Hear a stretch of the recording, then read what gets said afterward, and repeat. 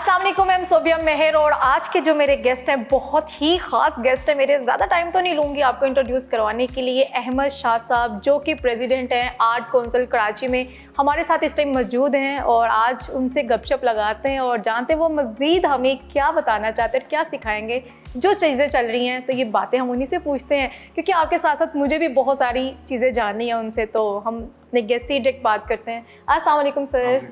Sir कैसे हैं आप? सर कुछ अपने बारे में मुझे बताएं ज़रा प्लीज़ कि आपकी जर्नी कैसी थी और अब तक माशाल्लाह एक आप अच्छी पोस्ट पे हैं, तो क्या पीछे जर्नी थी, क्या था, क्या हमारी बहुत जर्नी बहुत अच्छी थी और मैं कमिटेड आदमी हूँ। मुझे पाकिस्तान की जो आर्ट और कल्चर है, इसकी सकाफ़त है, इसका अदब है, इसकी मौसीकी, इसकी मसव्वरी, इसकी शायरी, इसके सारे हसीन रंग मुझे बहुत छोटा सा जब मैं बच्चा था तब से ये मुझे अच्छे लगते हैं।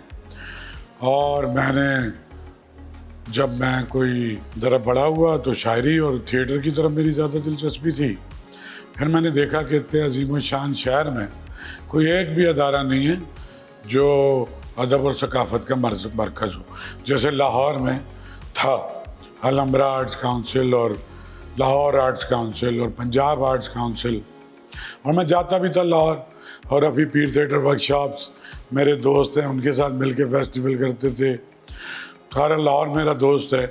तो मैं कहता था कि यार इतना बड़ा शहर है ये कराची, सारे हिंदुस्तान से हिजरत हुई इस शहर में।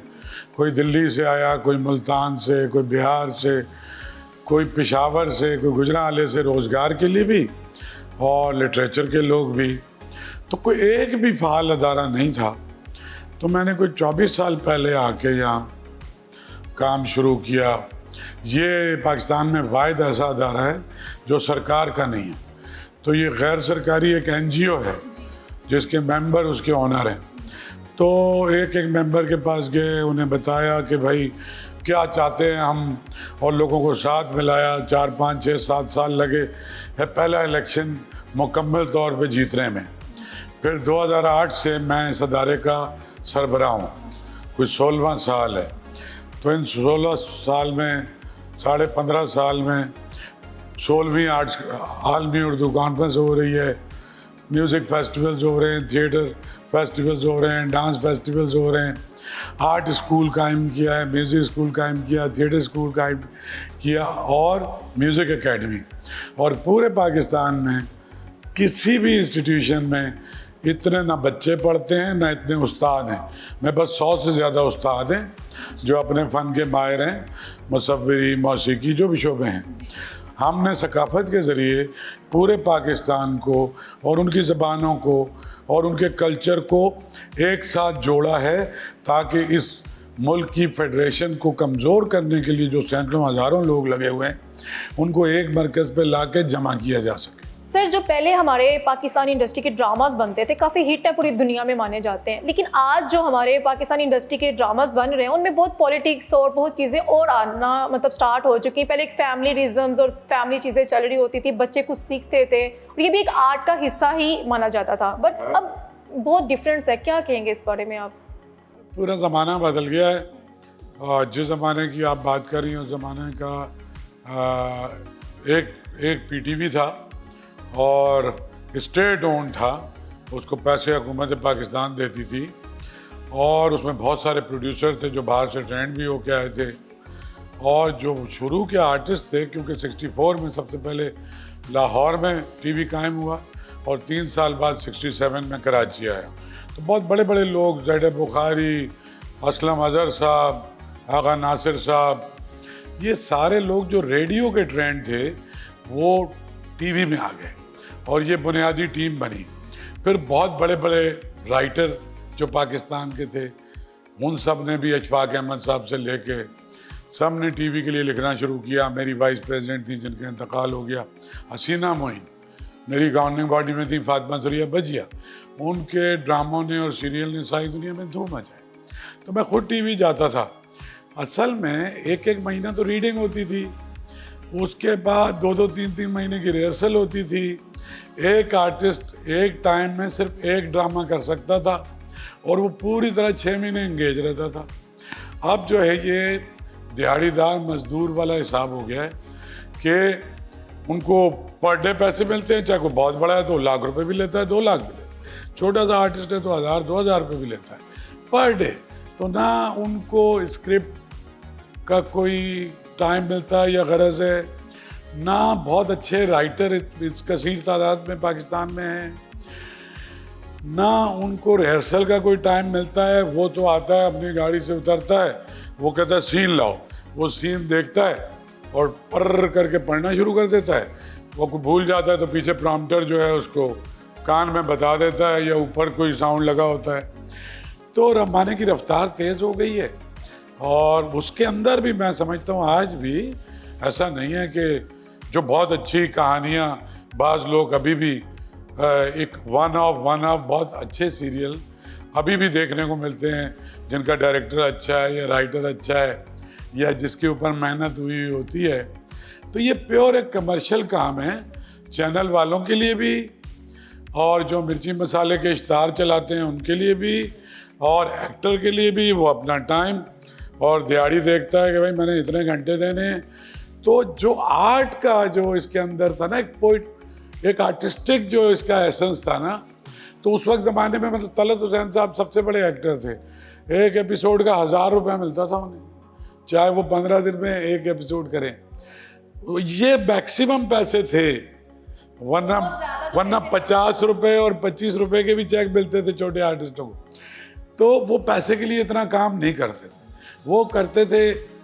अब आप देखें कि एक ड्रामे का एक एपिसोड आता था तो वो आर्टिस्ट सारे पाकिस्तान में मशहूर हो जाता था।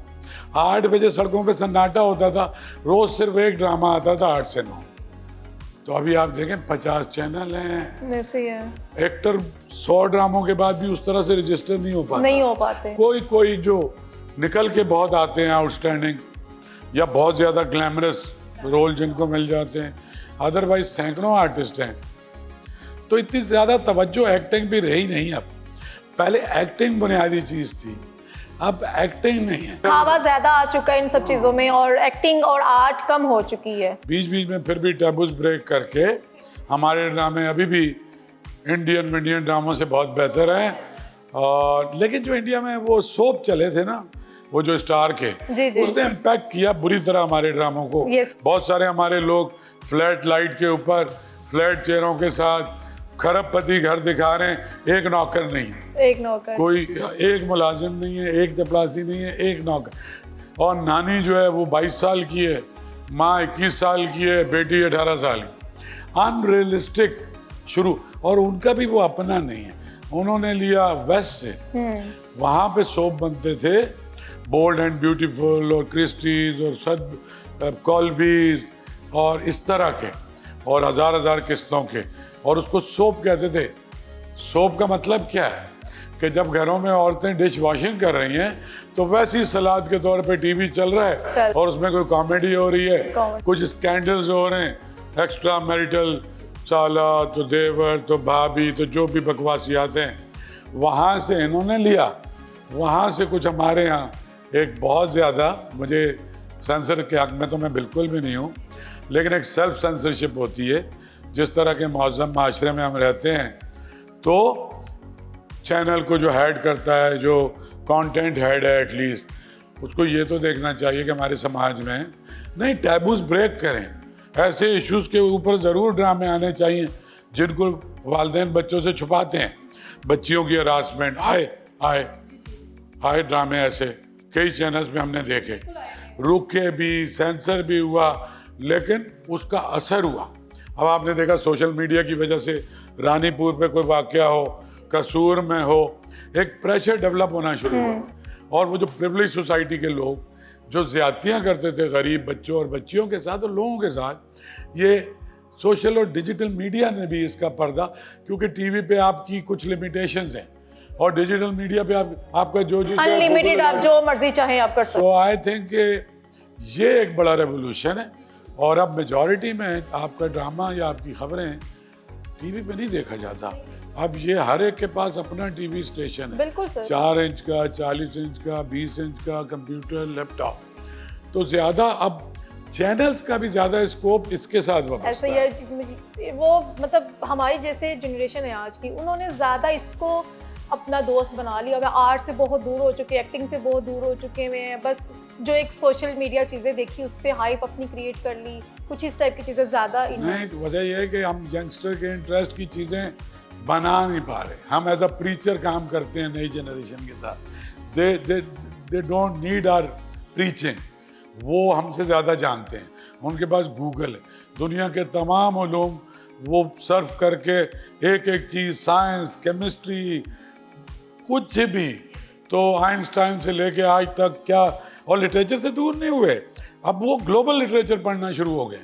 कोई किताब लैटिन अमेरिका में अच्छी छपे या कोई पोलैंड में छपे, अब वो इस बाउंड्री से निकल गए।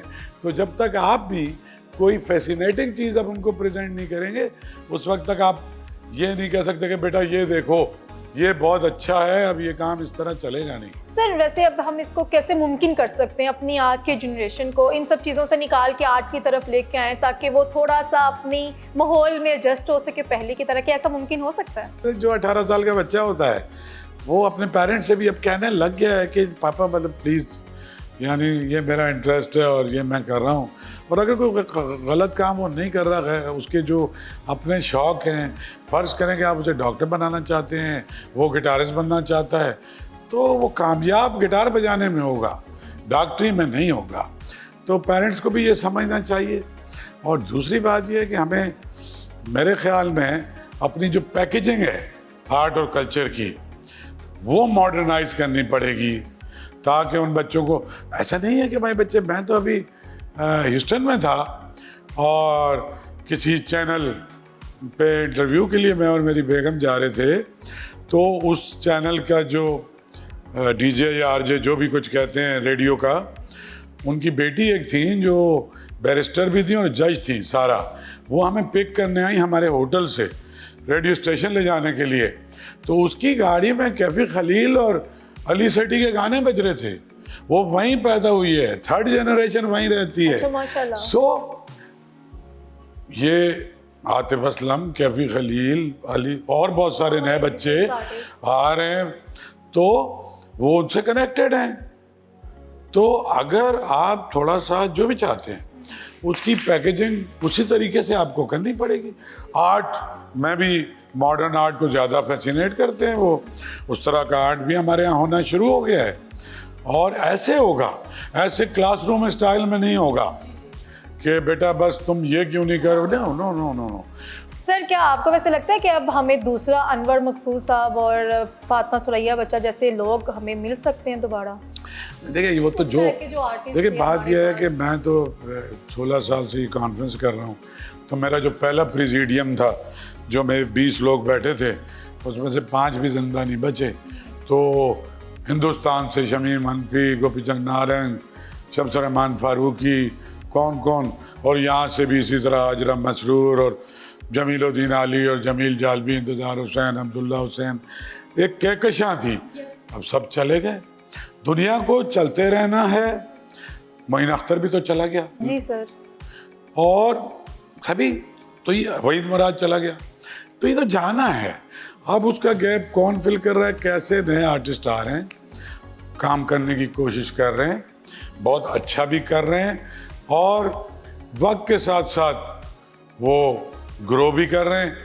तो मैं तो बड़ा अपनी फिल्म से भी पुरुमीद हूँ। अभी कुछ नौजवान लड़कों ने फिल्में बनाई, किसी ने केक बनाई, किसी ने कुछ बनाई। अभी मौला जट ने एक नया ट्रेंड सेट किया, अमेरिका में भी कतारें लगी हुई थी। नए बच्चे पढ़े लिखे जो बाहर से भी पढ़ के आए हैं, समझदार हैं, वो डायरेक्शन कर रहे हैं, सिनेमाटोग्राफी कर रहे हैं, नए नए मौजूआत पे बोल्ड। सलमान सुल्तान खुसट को जैसे देखें, जो भी प्रॉब्लम उसकी फिल्म के साथ हुए, पहले भी उसने मंटो बनाई। तो एक्सपेरिमेंटल ड्रामे, एक्सपेरिमेंटल थिएटर, एक्सपेरिमेंटल हमारा नौजवान फिल्में बनाने की हिम्मत कर रहा है। तो इस बात से उम्मीद है कि हम आगे जाएंगे। इंडस्ट्री बेहतर हो सकती है। नहीं हो रही है। काशिफ निसार है वहाँ पर, बीगुल है, इनकी एक टीम है। हर ड्रामा पहले से बेहतर ड्रामा है उनका। इसी तरह से अभी एक महराज साहब का एक प्ले चल रहा है जिसने बस क्रिएट किया हुआ है। तो ऐसा नहीं है कि बिल्कुल ही नहीं है, लेकिन कम है। हमारे यहाँ सीना मोइन नूरुद्दीन शाह मेरी गवर्निंग बॉडी में जॉइंट सेक्रेटरी हैं। ऐसे ड्रामे लिखे कि पूरे सिंध की औरत खड़ी हो गई अपने हुकूक के लिए, और एक औरत ने पूरे सिंध की औरतों को मतलब खड़ा कर दिया वडेरे के खिलाफ, जुल्म के खिलाफ। तो असर तो है। तो अगर कार्ड भी फिर तो वो करते क्या, वो पर्दे का रंग भी खुद लिखते थे। कुर्सी टूटी होगी, एक पाया टूटा होगा, यहाँ पे ये बर्तन, यहाँ तसला, इधर पानदान रखा होगा। मेरी अम्मा यूपी की हैं, उनका माइन्यूट डिटेलिंग में सादे से सेट लगते थे, तख्त बिछा हुआ, जो भी था, कहानी इम्पॉर्टेंट। और फिर जो डायरेक्टर होता था, मज़े की बात, हमारे टीवी के डायरेक्टर मोस्टली राइटर के साथ बैठ के ड्रामा लिखते थे, क्योंकि डायरेक्टर कहता था कि नहीं बचिया या हसीना आपा, या आपने तो लिख लिया, लेकिन मैं इसको देख रहा हूँ कैमरे के एंगल से, तो इसमें मुझे ज़रा सा इस ड्रामे को इस तरह कर दें, इस तरह के डायलॉग में यहाँ कुछ रुकावट है। तो एक क्लोजली डायरेक्टर और राइटर मिलके कोई प्ले बनाते थे। अब तो फैक्ट्री लगी हुई है, क्योंकि रोज़ माल चाहिए, इतने चैनल हैं, रोज़ 6-6 ड्रामे एक चैनल पे हो रहे हैं। तो क्वालिटी तो जब भी आप एक हैवी बल्क प्रोडक्शन में जाएंगे तो क्वालिटी तो नहीं, आप कॉम्प्रोमाइज़ होगा। सर यही मेरा क्वेश्चन था कि पहले तो ये चीज़ चलती थी, जैसे आपने भी खुद ही बता दे कि वो बैठते थे पूरी टीम की तरह काम करते थे, लेकिन आजकल जो सीन ज़्यादा चलते हैं, राइटर कहता है जो मैंने लिखा है वो बेस्ट लिख दिया, बस इस पे आप कर दो, बट जबकि वो चीज़ें बाद दफ़ा नेगेटिव भी चली जाती हैं, जैसे इश्यूज भी आते हैं। तो ये क्या बेहतर चीज़ें तो नहीं है? आई थिंक राइटर का तो हक है। खैर मैं समझता हूँ राइटर का बेबी है, जो कहानी उसने लिखी है, और डिपेंड करता है कि डायरेक्टर कैसा है। अगर राइटर को बड़ा है साला, इस तरह का खलील रहमान कमर टाइप का है, उससे वो तो पूरी फिल्म दिमाग में बना लेता है, वो विजुअल लिखता है, तो उसके साथ तो प्रॉब्लम आपको नहीं आएगी कि वो तो विजुअल, वो उसके दिमाग में पिक्चर होती है कि विजुअल कैसा है। इस तरह के और भी हैं, बीगुल हैं, और लोग पूरी पिक्चर और वो लिखता है उसी तरीके से, आधा जुमला लिखा। क्योंकि भाई टीवी जो है ना, जब फिल्म ये है देखने का मीडियम, तो ये कोई रेडियो नहीं है कि आप सिर्फ डायलॉग। तो ट्रीटमेंट, खड़ा हुआ, टेला, टेंशन में, खुश है, फेस एक्सप्रेशन, आंखों के एक्सप्रेशन, लाइकिंग डिसलाइकिंग, सब आपको एक्सप्रेशन से दिखानी है विद मिनिमम वर्ड्स। लंबी लंबी तकरीरें, आगा अशर का ज़माना नहीं रहा कि आप लंबी लंबी तकरीरें कर रहे हैं। उसके लिए फिर ट्रीटमेंट कैसा, लाइट, डायरेक्टर और फिर कैमरामैन उसके साथ वो अपनी लाइटिंग करेंगे। तो ज़्यादातर अगर अच्छा डायरेक्टर है तो कभी राइटर उसके साथ डिबेट नहीं करता। नए नए लौंडे आके फ़र्ज़ करें उनको काम ही नहीं आता और राइटर समझता ज़्यादा है, तो ज़रूर वो कन्फ्रंट करता है कि मियाँ इसको ज़रा ऐसा। मैं तो देखा है कि कैमरामैन ज़्यादातर ऐसे डायरेक्टर हैं कि उनके कैमरामैन उनसे ज़्यादा समझदार हैं, उनका तजुर्बा ज़्यादा है, बड़े डायरेक्टर्स के साथ उन्होंने काम किया हुआ है, तो वो भी चुपके से मशवरा दे देते हैं कि सर ये ट्राइपॉड इधर से उठा के इधर रख लें और इधर साइड पे एक मोमबत्ती लगा दें और इसका इम्पैक्ट ज़्यादा हो जाएगा। तो अच्छा डायरेक्टर जो है वो सुनता भी है, उसका सिनेमाटोग्राफर उसके लिए बहुत इम्पॉर्टेंट आदमी, और आखिर में फिर एडिटिंग टेबल कि किस तरीके से वो एक शॉर्ट्स का इतना बड़ा मजमूआ होता है आपके पास, आप एक शॉर्ट करके ड्रामा या टीवी करते हैं, उसके बाद किस तरह उसको कट करते हैं, किस तरह की म्यूजिक लगाते हैं, किस तरह से जोड़ते हैं। सर आपका आज का फेवरेट सबसे ज़्यादा एक्टर कौन है जिसको आप कहें कि माशाल्लाह हमारी इंडस्ट्री में अब असल में मेरा एक मसला है, मैं डाइवर्सिटी का कायल हूँ, और एक पूल ऑफ गुड एक्टर हो सकता है, उस पूल में किसी एक फिल्म ने बहुत एक्स्ट्रा ऑर्डिनरी किसी ने कर दिया। Marlon Brando was my all time best, लेकिन अभी मैं 10-20 पुराने नए जो एक्टर देखता हूँ हैरान होता हूँ। अल पचीनो की सारी फिल्में देखी, डिनेरो की, डस्टिन हॉफमैन की, माइकल केन की, अभी जो फिर उसके बाद जो लोग आए, ये टाइटैनिक वाले लड़के को देखें, अल्टीमेट है। हमारे यहाँ भी उठान बहुत अच्छी होती है एक ज़माने में, एक साथ तलत हुसैन, आबिद अली, शफी मोहम्मद शाह, क़याम सरहदी भी थे, ये सारे लोग, और इस तरह की खालदा रियासत, उस्मा गिलानी, रूही बानो, ऐसे लेवल के एक्टर थे। अब कुछ लड़कियां हमारे यहाँ भी अच्छी हैं, सजल बहुत अच्छी एक्टर है, वो दूसरी जो इंडिया की film Saba Qamar, she is very good, एक दो और भी नई लड़कियां, लड़के भी कुछ बहुत ही अच्छे हैं आए हैं, आद रज़ा मीर इज़ वेरी गुड, कुछ और भी बच्चे ऐसे हैं। तो लेकिन पता क्या, वो भी बाहर से पढ़ के आए। जब बाप उसका आसिफ रज़ा मीर बड़ा एक्टर भी था, लेकिन उसने वहाँ पढ़ा, वहाँ पे काम भी किया, उसका एक्सपोजर भी लिया, तो कोई हार्म नहीं है इसमें। तो हमारे यहाँ नए जनरेशन में भी अच्छे एक्टर हैं। जी, तो ये थी अहमद शाह साहब की इतनी खूबसूरत बातें जो मैं भी जानना चाहती थी और आप लोग भी ज़रूर जानना चाहते होंगे। और उन्होंने बहुत कुछ हम लोगों से चीज़ें शेयर की हैं, हमारी जनरेशन को लेके, पाकिस्तान को लेके, हमारी पॉलिटिक्स को लेके। ये सब चीज़ें बुरी नहीं है, इनको यूज़ या इनको सोच एक बुरी डेवलप ज़रूर हो जाती है। बट इतनी खूबसूरत बातें, मुझे आज बहुत मज़ा आया अपने आज के गेस्ट से मिलकर और मुझे उम्मीद है आपको भी बहुत मज़ा आएगा। इसी खूबसूरत बातों के साथ मुझे इजाज़त दीजिए, अपने नए गेस्ट के साथ आप लोगों को ज़रूर दोबारा मुलाकात होगी। अल्लाह हाफिज़। पाकिस्तान जिंदाबाद।